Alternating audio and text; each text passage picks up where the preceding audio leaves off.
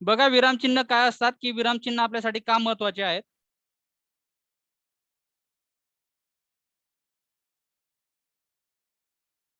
आपल्या प्रकट वाचनात विरामचिन्ह चे महत्त्व लक्षात घेऊन वाचन करणे हे एक महत्त्वाचे कौशल्य आहे. प्रकट वाचन म्हणजे जेव्हा आपण व्यवस्थित मोठ्याने वाचतो किंवा आपलं जे व्यवस्थित वाचन असतं त्याला म्हटलं जातं. वाचत असताना अर्थ लक्षात घेऊन आपण थांबतो. त्या थांबण्याला विराम घेणे असे म्हणतात. हा विराम आपण कधी अगदी कमी वेळेत घेतो.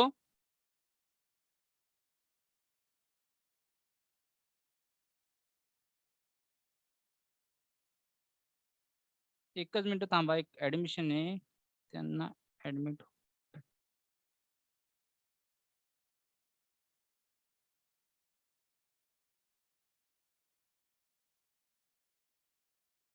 बघा, आपल्या प्रकट वाचनात विरामचिन्हाचे महत्त्व लक्षात घेऊन आपण वाचन करत असतो. हे एक महत्त्वाचं कौशल्य वाचनाचं आहे आणि वाचत असताना अर्थ लक्षात घेऊन आपण योग्य ठिकाणी थांबत असतो. या थांबण्याला आपण विराम घेणे असे म्हणतो किंवा म्हणतात. हा विराम आपण कधी अगदी कमी वेळ घेतो, तर कधी थोडा वेळ, तर कधी अधिक वेळ घेत असतो. हे दाखवण्यासाठी आपण विरामचिन्हांचा वापर करत असतो.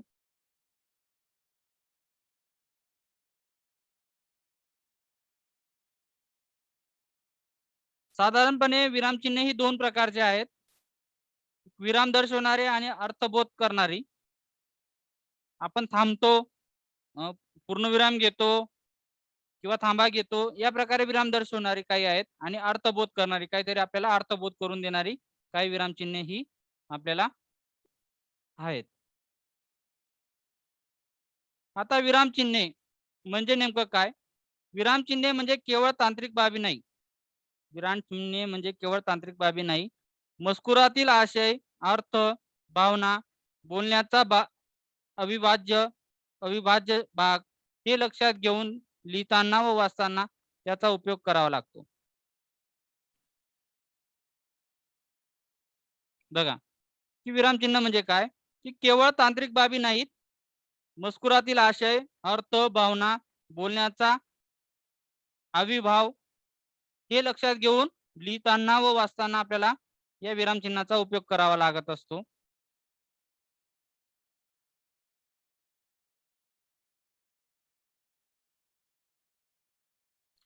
प्रसिद्ध साहित्यिक पु. ल. देशपांडे यांनी केलेल्या अभिवाचने या संदर्भात विद्यार्थ्यांनी क्रमातील म्हैस, नारायण, चित्ते मास्तर ही अभिवचने दाखला दाख उदाहरण दाखला घेता येतील. म्हणजे इथं आपण बघा थांबलेलो आहेत. म्हैस, नारायण, चितळे मास्तर या गोष्टी. त्यानंतर असा अभ्यास करताना मूळ साहित्य कृती वाचावी, अभ्यासावी, त्यातील विरामचिन्हांच्या जागा लक्षात घ्याव्यात आणि नंतर त्यांच्या ध्वनी चित्रफिती काळजीपूर्वक ऐकाव्यात. असा अभ्यास करताना मूळ साहित्य कृती वाचावी, अभ्यासावी, त्यातील विरामचिन्हाच्या जागी लक्षात घ्याव्यात आणि नंतर त्यांच्या ध्वनिफिती या प्रसिद्ध साहित्यिकांच्या ऐकाव्यात. जेणेकरून आपल्याला कोणत्या ठिकाणी थांबता येईल या गोष्टी आपल्या क्लिअर होतात. मराठी भाषेतील अशा दोन्ही चित्रफिती हा फार मोठा ठेवा आहे. मान्यवर साहित्यिकांची अशी अभिवाचने अभ्यासून विरामचिन्हांचा अभ्यास करण्यासाठी ती आवश्यक ऐकावीत. जी मान्यवरांची भाषणे आहेत साहित्यिकांची, ती अभिवाचने अभ्यासून विरामचिन्हांचा अभ्यास करण्यासाठी ती आवश्यक ऐकावी, असा आपल्याला महत्त्वाचा सल्ला हा विरामचिन्हाच्या बाबतीत लक्षात येतो.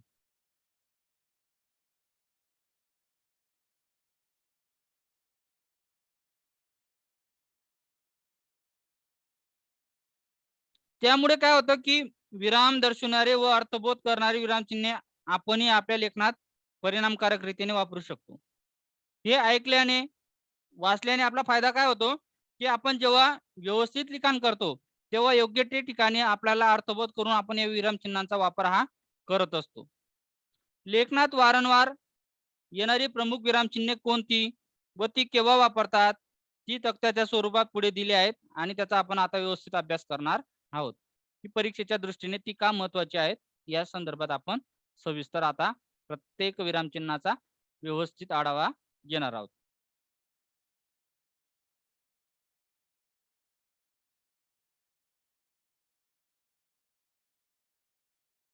अगदी 2 ते 3 4दा विचारलेला क्वेश्चन आहे. पण आपल्यासाठी एक क्वेश्चन हा इम्पॉर्टंट आहे. एक प्रश्न हा महत्त्वाचा आहे. या सर्व गोष्टींचा विचार करून मी तुमच्यासाठी या सर्व गोष्टी व्यवस्थित केलेल्या आहेत.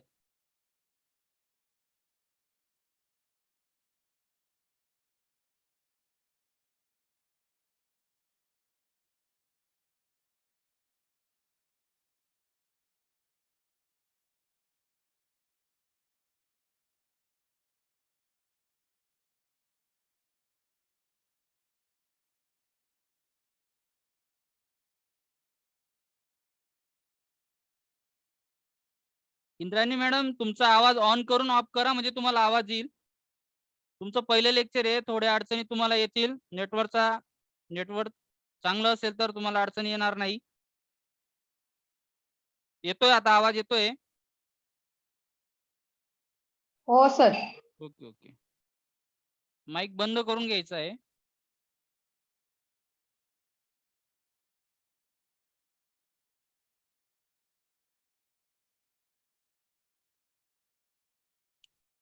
बघा आता आपण विराम चिन्हे हे व्यवस्थित तक्त्यात चिन्हाचं नाव काय आहे, चिन्ह कुठलं आहे, केव्हा वापरतात, त्याची काही उदाहरणं दिली आहेत, त्याचा वापर कसा केला आहे, या सर्व गोष्टी आपण आता बघणार आहोत.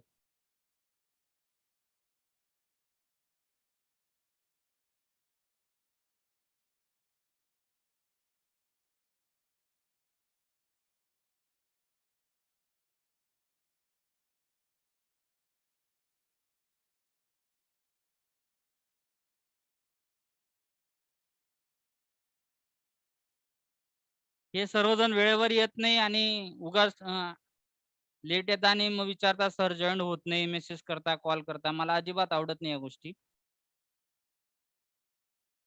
ठीक आहे, ज्यांचं नवीन ऍडमिशन आहे त्यांना समजू शकतो, पण जे खूप जुने झाले, ज्यांना 1 महिना होत आला, पण त्यांना पुन्हा पुन्हा ते मेसेज करता, कॉल करता, मग पुन्हा आपल्याला लेक्चरमध्ये डिस्टर्ब येतो.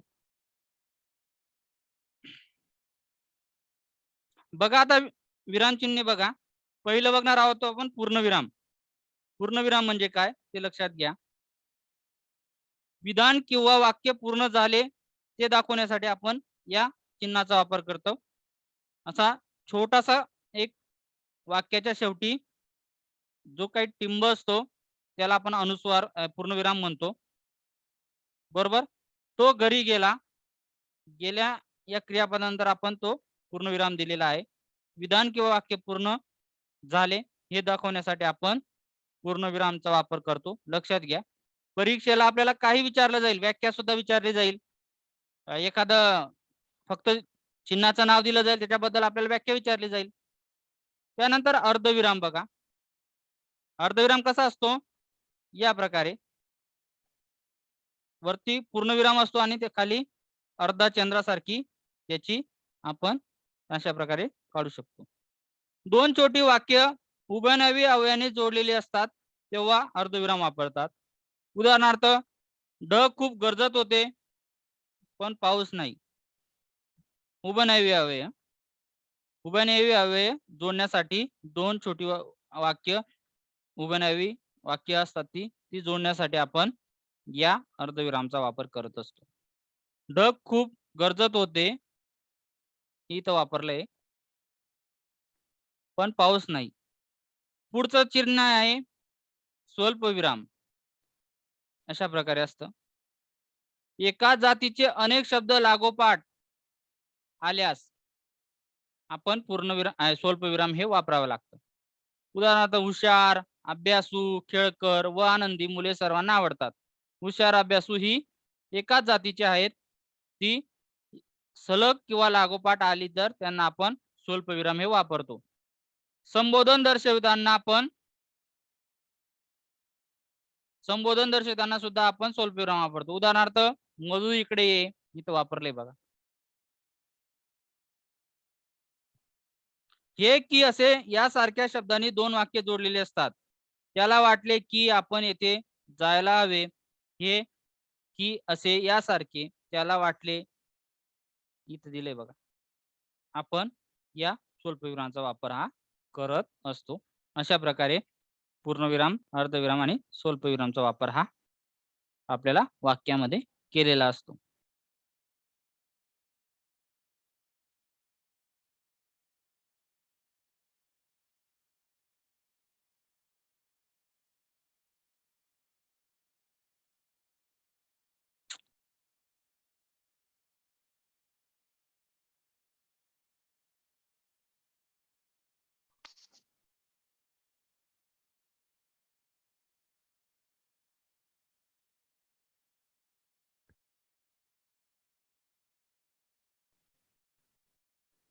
पुढचं चिन्ह आहे अपूर्ण विराम, त्याला उपपूर्ण विराम सुद्धा म्हटलं जातं.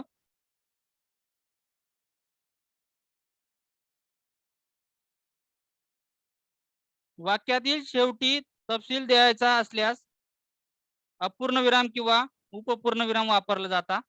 उदाहरणार्थ पुढील क्रमांकाचे विद्यार्थी उत्तीर्ण झाले, इथं दिलंय बघा. आता ते विद्यार्थी कोणत्या क्रमांकाचे आहेत ते दर्शवण्यासाठी तपशील दिला आहे. 1 नंबर, 8 नंबर, 14 नंबर, 27 नंबर आणि 40 नंबरचा विद्यार्थी उत्तीर्ण झाला. वाक्याच्या शेवटी तपशील द्यायचा असल्यास अपूर्ण विराम वापरतात, त्याला उपपूर्ण विराम असं सुद्धा म्हटलं जात असतं.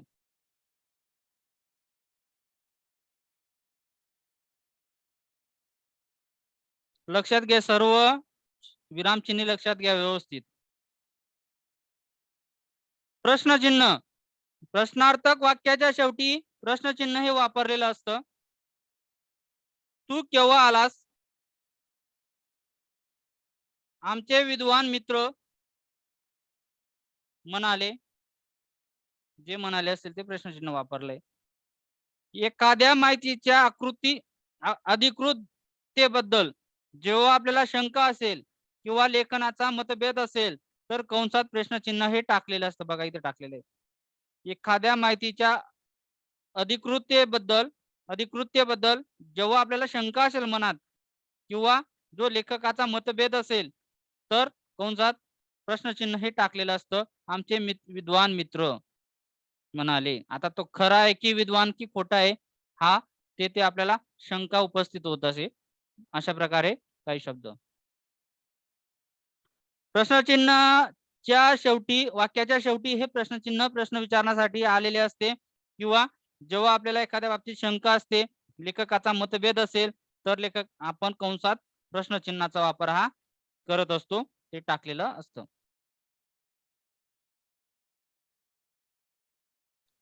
पुढचं आहे उद्गार चिन्ह, उद्गारवाचक. उत्कट भावना व्यक्त करताना ती दाखवणारी शब्दाच्या शेवटी आपण उद्गार चिन्ह किंवा उद्गारवाचक चिन्ह हे वापरत असतो. आपल्या मनातील ज्या भावना आहेत ते व्यक्त करण्यासाठी आपण या उद्गारवाचक चिन्हाचा वापर करतो. जसे की केवळ वाक्यामधले सर्व प्रकारचे वाक्य ही उद्गार चिन्ह त्याच्यात वापरलेले असतात. अशा प्रकारे असतं बघा. अशा प्रकारे हे उद्गार चिन्ह असतं. केवळ वाक्याची सर्व वाक्य ही उद्गार चिन्ह किंवा उद्गारवाचक वाक्य असतात, त्याच्यात त्याचा वापर केलेला असतो. अरे रे, तो नापास झाला, शाब्बास, छान खेळलास. अशा प्रकारे सर्व केवळ वाक्य दर्शवणारी जेवढी की वाक्य आहेत त्याच्यात आपल्याला उद्गारवाचक चिन्हांचा वापर हा केलेला आहे, ते आपल्या लक्षात येते. पुढे अवतरण चिन्ह, त्याच्यात परत दुहेरी अवतरण चिन्ह. बोलणाऱ्याच्या तोंडचे शब्द दाखवण्याकरता जो प्रत्यक्ष बोलणारी व्यक्ती आहे त्याच्या तोंडातील जे शब्द, त्याच्या मुखावाटे निघणारे जे शब्द आहेत ते आपण प्रत्यक्ष दाखवतोय असे दर्शवण्यासाठी वाक्यात दुहेरी चिन्ह त्या बोललेल्या शब्दांच्या किंवा वाक्याच्या दोन्ही बाजूला आपल्याला दुहेरी अवतरण चिन्हाचा वापर हा करावा लागतो. तो म्हणाला मी येईल, तो म्हणाला मी येईल, इथं वापरले बघा मी येईल. त्याच्या तोंडचे शब्द आहे ते वाक्य आहे की तो म्हणाला मी येईल. अशा प्रकारे हे दुहेरी अवतरण चिन्ह हे वापरलं असतं, ते असतं दुहेरी. जेव्हा बोलणाऱ्याच्या तोंडचे शब्द आपल्याला दर्शवायचे असतात तेव्हा आपण दुहेरी अवतरण चिन्हाचा वापर करतो. आता अवतरण चिन्ह पण एकेरी. आपण आधी बघितलं दुहेरी अवतरण चिन्ह, आता एकेरी अवतरण चिन्ह. एखाद्या शब्दावर जोर द्यावायचा असता तसेच मुख्य गोष्ट सूचित करण्यासाठी आपण सिंगल अवतरण चिन्ह म्हणजे एकेरी अवतरण चिन्हाचा वापर करतो. मूलध्वनींना वर्ण असे म्हणतात. जोर देतो आपण वर्ण या शब्दावर. मूलध्वनींना वर्ण असे म्हणतात. तेव्हा आपण त्यात सिंगल म्हणजे एकेरी अवतरण चिन्हाचा वापर करतो. म्हणजे व्याख्या वगैरे असतात ना त्या ठिकाणी एकेरी अवतरण चिन्हाचा वापर केलेला असतो. त्यानंतर व्याकरणाचा अभ्यास महत्वाचा असं त्यांनी सांगितलं. बरोबर? कोणी सांगितलं? त्यांनी सांगितलं. अवतरण चिन्ह राहिलंय. दुसऱ्याचं मत अप्रत्यक्षपणे सांगताना आपण सुद्धा अवतरण चिन्हाचा वापर करतो.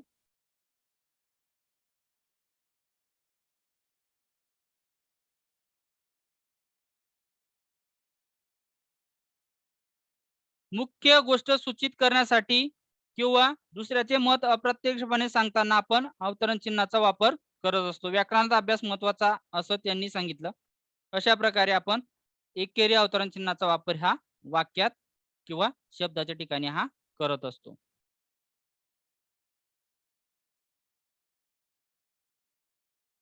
त्यानंतर संयोग चिन्ह. दोन शब्द जोडताना ओळीच्या शेवटी दोन अपुऱ्या राहिल्यास, शेवटी शब्द अपुऱ्या राहिल्यास तेव्हा आपण संयोग चिन्हाचा वापर हा करत असतो. संयोग चिन्ह अशा प्रकारे असतं. सिंगल अवतरण चिन्ह अशा प्रकारे असतं. दुहेरी अवतरण चिन्ह अशा प्रकारे असतं. संयोग चिन्ह दोन शब्द जोडताना ओळीच्या शेवटी शब्द अपुरा राहिल्यास संयोग चिन्हाचा वापर केलेला असतो. विद्यार्थी भांडार इथं वापरलेला आहे बघा. दोन शब्द जोडताना किंवा ओळीच्या शेवटी शब्द अपुरा राहिल्यास. उदाहरणार्थ बघा, आजचा कार्यक्रम शाळेपुढील पटांगणावर होईल. पटांगण शब्द जर हा इथं आला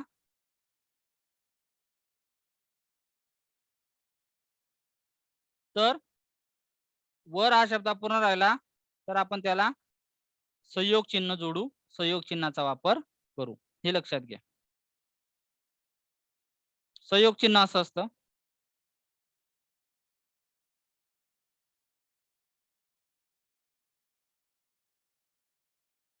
पुढे अपसरण चिन्ह, स्पष्टीकरण चिन्ह म्हटलं जातं याला. अपसरण चिन्ह एखाद्या गोष्टीचं बोलता बोलता विचार मालिका तुटल्यास, स्पष्टीकरण द्यायचे असल्यास या दोन्ही वेळेस आपल्याला अपसरण चिन्हाचा वापर केलेला असतो. बोलता बोलता आपली विचार मालिका तुटल्यास, मी तेथे गेलो पण काय तुटली आपली, तेव्हा आपण तो मुलगा ज्याने बक्षीस मिळवले इथं वापरले आपल्या शाळेत आहे. स्पष्टीकरण देताना सुद्धा वापरलं जातं आणि बोलता बोलता विचार मालिका तुटल्यास तो मुलगा ज्याने बक्षीस मिळवले आपल्या शाळेत आहे. काय तो. जेव्हा आपल्याला स्पष्टीकरण द्यायचं आहे तेव्हा आपण या शब्दाचा वापर करून ते देत असतो.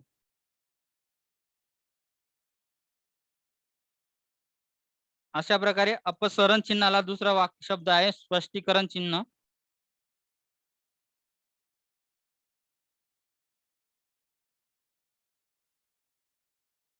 पुढचं विराम चिन्ह आहे विकल्प चिन्ह. बघा, अशी आडवी रेष असते. एखाद्या गोष्टीला पर्याय सुचवायचे असल्यास आपण विकल्प चिन्ह देतो. विद्यार्थ्याने आई, वडील, स्थानिक पालकांना ही माहिती देणे आवश्यक आहे. पर्याय आहेत किंवा आईला सांगा, वडिलांना सांगा किंवा स्थानिक पालकांना सांगा. तर सांगताना ही माहिती देणे आवश्यक आहे. अशा ठिकाणी आपण विकल्प दिला, आई किंवा वडील किंवा स्थानिक पालक त्यांना ही माहिती देणे आवश्यक आहे. अशा प्रकारे आपण विकल्प चिन्हाचा वापर केलेला आहे. एखाद्या गोष्टीला आपण काहीतरी पर्याय सुचवतो. हे नाही, यांना नाही तर त्यांना, हे नाही तर ते.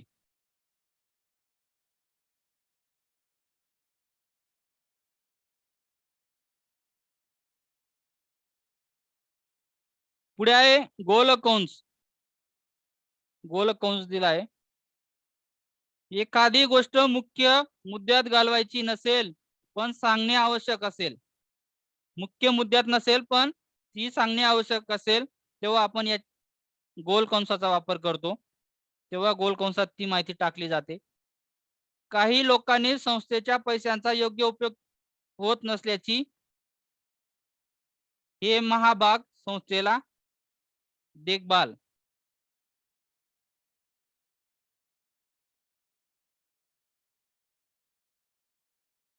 एक मिनिट थांबा, खाली येते वाक्य.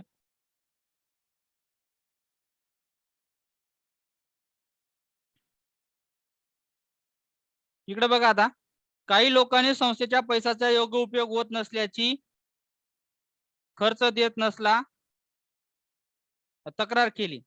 बरोबर. काही काही लोकांनी संस्थेच्या पैशांचा योग्य उपयोग होत नसल्याची तक्रार केली. मग कंसात आलेला आहे बघा, हे महाभाग संस्थेचा देखभाल खर्च देत नसला तरी. म्हणजेच मुद्द्यात आपण घालवलेला आहे की जे हे महाभाग म्हणजे काय, जे लोक पैशाचा खर्च करत नाही ते लोक, त्यांच्याबद्दल कंसात आपण दिलेली माहिती की एखादी गोष्ट मुख्य मुद्द्यात घालायची नसेल पण सांगणे आवश्यक आहे, कारण खाणारे कोण आहेत पैसे ते आपल्याला कंसातून सांगायचं होतं की हे जे महाभाग लोक आहेत संस्थेचा देखभाल खर्च देत नसला तरी ते त्यांच्याविषयी तक्रार केली आहे, अशा प्रकारे.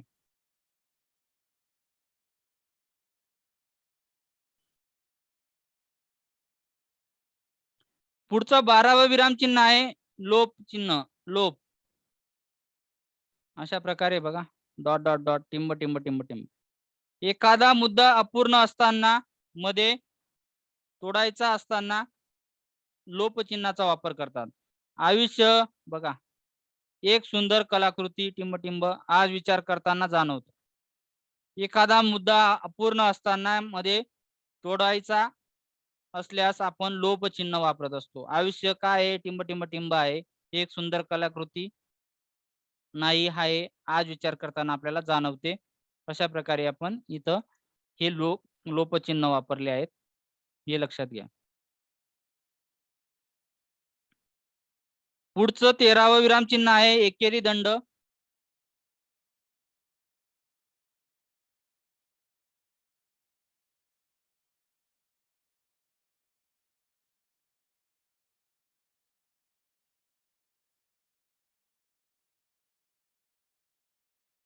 हे चिन्ह आपल्याला जुन्या मराठी साहित्यात वापरलेले आढळते. एकेरी आत्मा विश्वात्मके देवे, येणे वाग्य तुषावे, तुषोनी मच द्यावे, कसाय दान हे. बरोबर, हे एकेरी वापरलेले केव्हा, जुन्या याच्यामध्ये. सामान्यतः रचनेचा एकक चरण पूर्ण झाल्यावर एकेरी दंड वापरतात आणि पूर्ण चरण पूर्ण झाल्यावर आपण दुहेरी दंड वापरतो. जेव्हा एखाद्या चरणाची एक ओळ पूर्ण होते तेव्हा आपण एकेरी दंड वापरतो आणि ते पूर्ण चरण कळव पूर्ण होतं तेव्हा आपण दुहेरी दंडाचा वापर करत असतो. हे तुम्ही लक्षात घ्या. इकडे बघा, एकेरी वापरलेत आणि इथं दुहेरी वापरलेत. चरण कंप्लीट झालंय.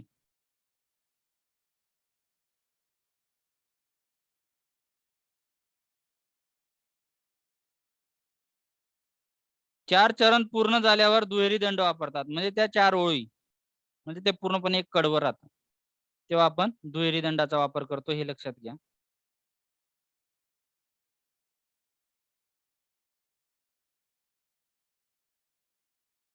त्यानंतर पुढचं विरामचिन्ह आहे संक्षेप चिन्ह. संक्षेप चिन्ह, संक्षेप चिन्हामध्ये शब्दाचा संक्षेप दाखवण्यासाठी अद्याक्षरापुढे हे चिन्ह वापरतात.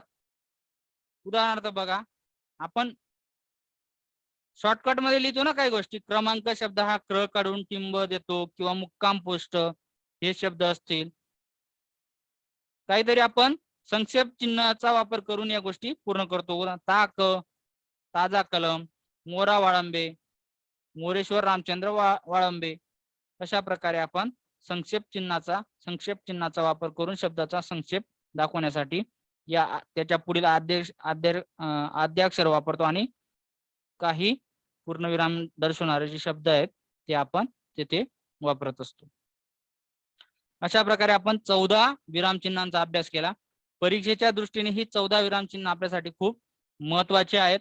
आपल्याला वाक्यात परीक्षेला आपल्याला वाक्य दिलेले असतील, वाक्यामध्ये विरामचिन्ह टाकलेले असतील, तर विरामचिन्ह आपल्याला किती वाक्यात विरामचिन्ह आहेत अशा प्रकारचा क्वेश्चन परीक्षेला विचारला जातो, किंवा दिलेल्या वाक्यात कोणतं विरामचिन्ह आलेलं आहे असा सुद्धा क्वेश्चन आपल्याला परीक्षेला विचारला जातो. या दृष्टीने आपण चिन्हाचा जो लोगो आहे किंवा खूण आहे ती, त्यानंतर चिन्हाबद्दलची माहिती आणि उदाहरण यांचा एकत्रितपणे अभ्यास करायचा. परीक्षेला एका गुणासाठी विचारला जाणारा क्वेश्चन आहे पेपर 1 आणि पेपर 2 ला सुद्धा विचारला जाऊ शकतो. चला उत्तर सांगायचे आता. आपण घेतले आहेत शिक्षक पात्रता परीक्षा TET पेपर 1 मधील विरामचिन्ह PYQ सिरीज मध्ये 2013 तर 19 मध्ये विचारले गेलेले विरामचिन्ह या घटकावरील काही मागील वर्षाचे क्वेश्चन्स बघा. पहिलं उदाहरण बघा. जयंताने मध्येच विचारले कोण होते या वाक्यात किती विरामचिन्हे आली आहेत. पीईटी परीक्षा 2013 पेपर 1 ला विचारला गेलेला प्रश्न आहे. उत्तर सांगायचंय. 4. बोलू नका, कोणीही बोलायचं नाही. चॅट बॉक्स मध्ये डायरेक्ट मेसेज करायचा आहे आणि उत्तर सांगायचंय. 2 मिनिटाच्या आत सर्वांनी उत्तर सांगायचंय. डायरेक्ट मेसेज करायचा चॅट बॉक्स मध्ये, डायरेक्ट मेसेज.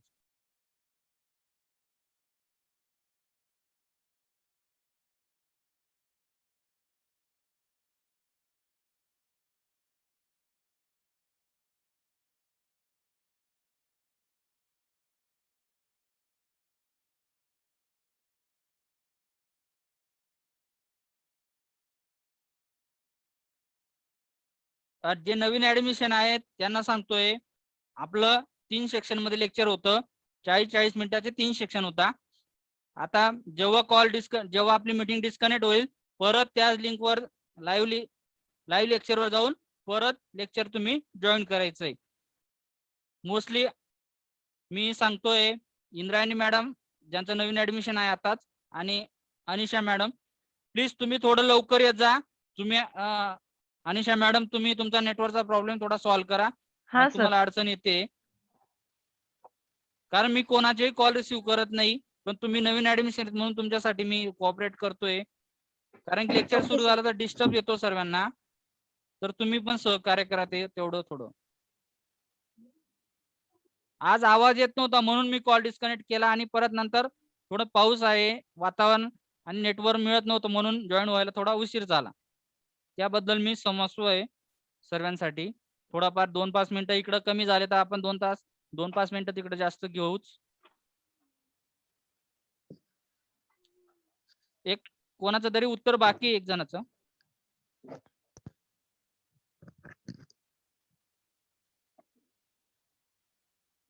खूप जण उत्तर चुकणार असा माझा अंदाज आहे.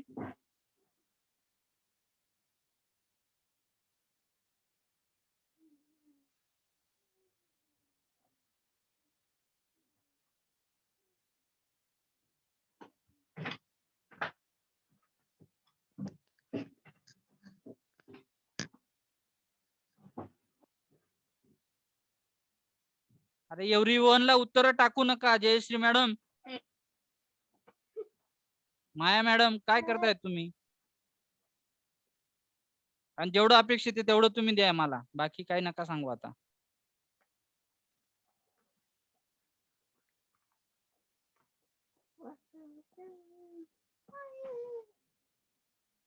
सर्वांनी डायरेक्ट मेसेजला उत्तर करा. सर्वांना तुमचे एव्हरीवन ला टाकल्यावर तुम्हाला दिसतं सर्वांना.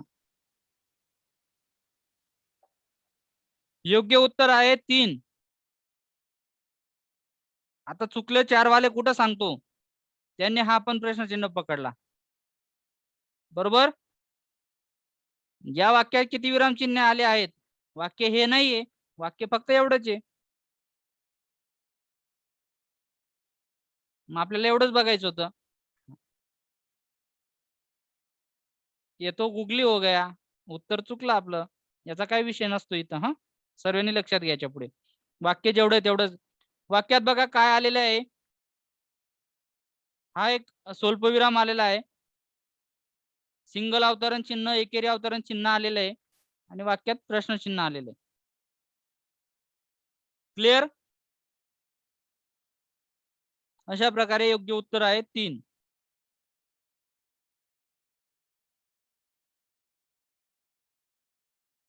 चला, आणि कोणी एक प्रश्न कंप्लीट झाल्याशिवाय दुसऱ्याचं उत्तर देऊ नका. जास्त हुशार होऊ नका, नापास व्हाल.